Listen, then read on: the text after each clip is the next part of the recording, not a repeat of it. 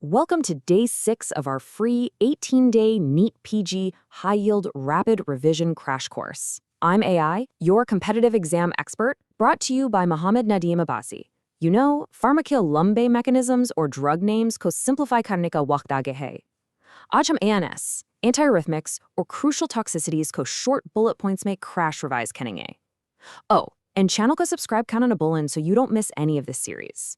Okay, let's just jump right in. यहाँ हमारा आज का रोड मैप है. We've got 5 main stops: ANS mechanisms, antiarrhythmics and their ECG changes, some really cool antibiotic mnemonics, crucial toxicities, and finally, a winning exam strategy.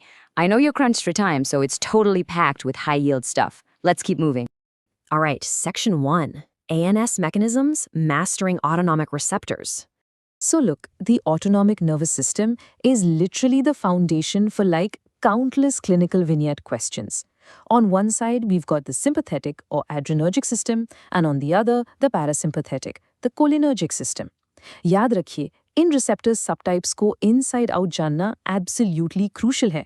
I mean, whether you're looking at the pharmacological management of glaucoma or you're stuck in an emergency scenario with organophosphate poisoning, हर जगह आपको इन receptors का basic architecture apply करना ही पड़ेगा.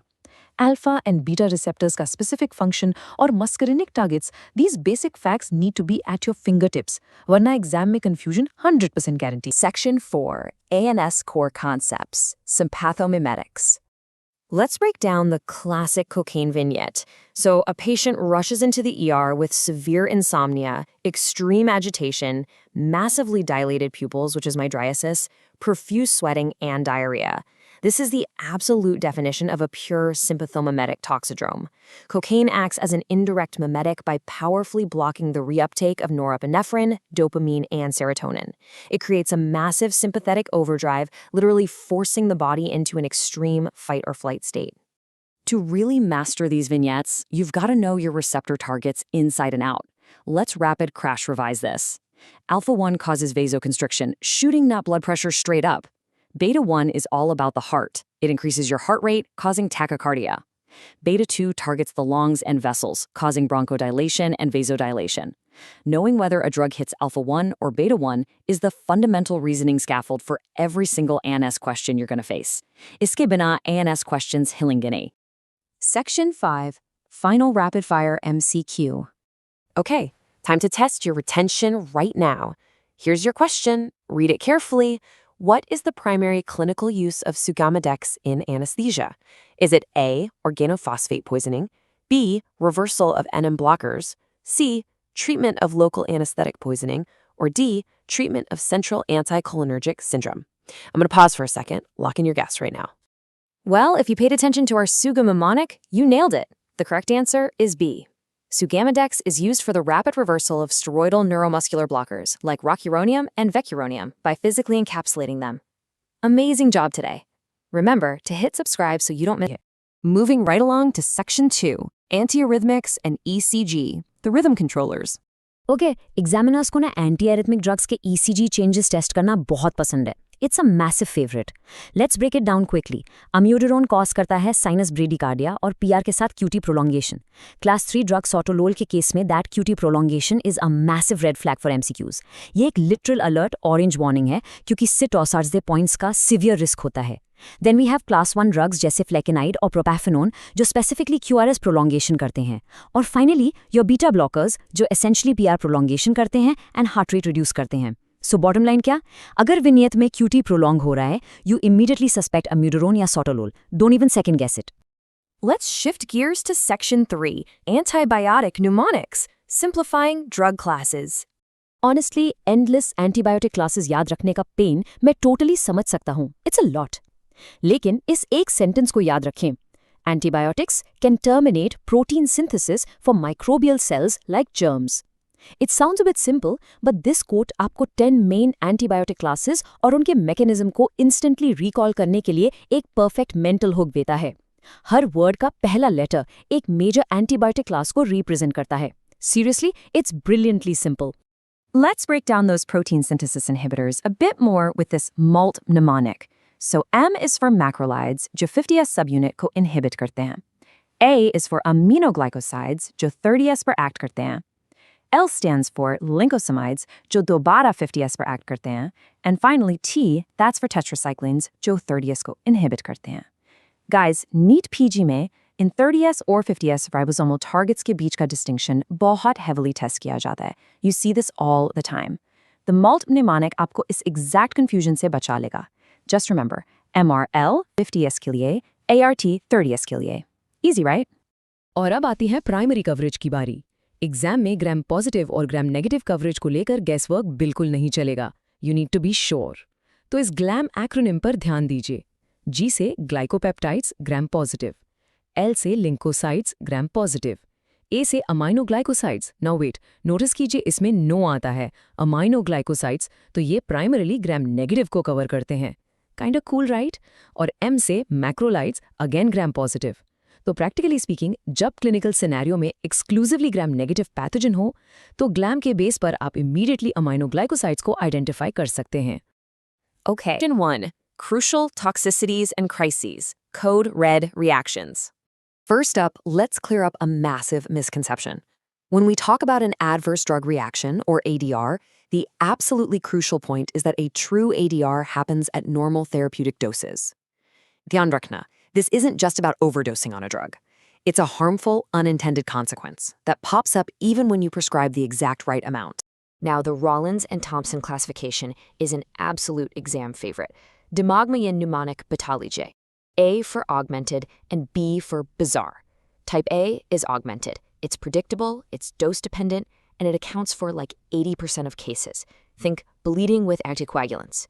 But type B, that stands for bizarre. It's completely unpredictable, usually genetic or immune-related like anaphylaxis. And honestly, this is where you see the really high mortality. Moving on to a classic type B reaction, malignant hyperthermia. The classic triggers you need to know are your volatile anesthetics, like halothane, and the muscle relaxant succinylcholine. The underlying defect, a mutation in the RYR1 gene. Now, this is absolutely crucial. The earliest sign of MH is an unexplained, persistent rise in end-tidal CO2, or EtCO2. It happens way before the fever even spikes. If you see masseter rigidity and rising EtCO2, you immediately reach for your antidote, which is dantrolene at 2.5 milligrams per kilogram IV. Next up is LAST, or local anesthetic systemic toxicity. Dhyan se dekho how the symptoms progress here. If local anesthetics accidentally hit the bloodstream rapidly, the CNS symptoms always precede the cardiac toxicity. Your patient might complain of a metallic taste, they start getting agitated, maybe even have seizures, well before their heart goes into arrhythmias or arrest. For management, what's your lifesaver? 20% lipid emulsion therapy. It acts just like a lipid sink to pull that anesthetic right out of the tissues. Let's quickly knock out two massive pediatric exam favorites. First, chloramphenicol. We avoid this in neonates to prevent gray baby syndrome. It leads to dangerous cyanosis and cardiovascular collapse simply because their tiny livers just can't metabolize the drug. Second, avoid aspirin in children with viral infections to prevent Ray's syndrome. Bachon ko viral fever mein aspirin bilko nahi dena hai. Clear? Section 2. High-yield antidotes, reversing the crisis. Now, what's really interesting here is how acetaminophen or paracetamol poisoning works. In an overdose, your P450 enzymes get completely overwhelmed and create a highly toxic metabolite called NAPQ. This causes severe hepatic cell death. But N-acetylcysteine, or NAC, swoops in as this brilliant antidote. It replenishes your hepatic glutathione levels and completely neutralizes that toxic NAPQ. It's just a perfect biochemical rescue. Let's talk CNS depressant reversals. Naloxone is your go-to opioid antagonist. It works perfectly.